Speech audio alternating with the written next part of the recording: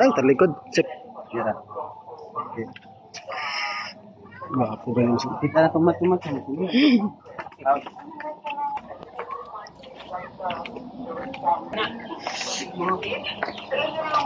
Yoy.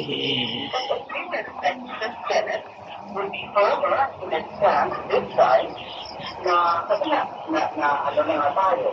We were allowed already or our applicant would know pinostone na naman, na-inset na naman from June 2 to June 11.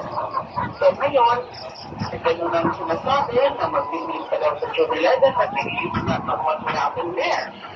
Kasi alam mo na, ano na, hindi adjournment. They might very well just cite an excuse na ano na kami, adjourn na kami. In a year. So hindi kami pwedeng magpatuloy. Tingnan naman natin sa next Congress kung pwede pa. So, parang isa yan sa mga magiging possible scenarios on June 11.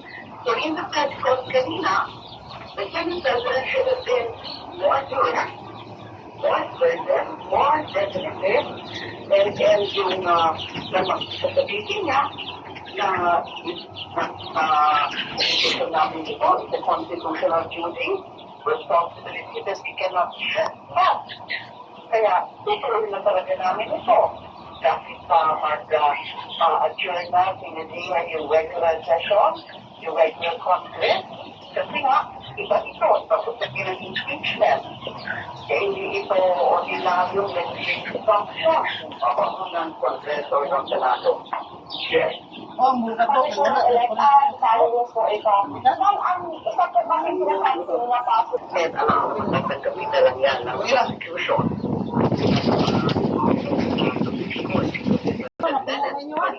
Congress then read back, and then we can expect that the defense side will also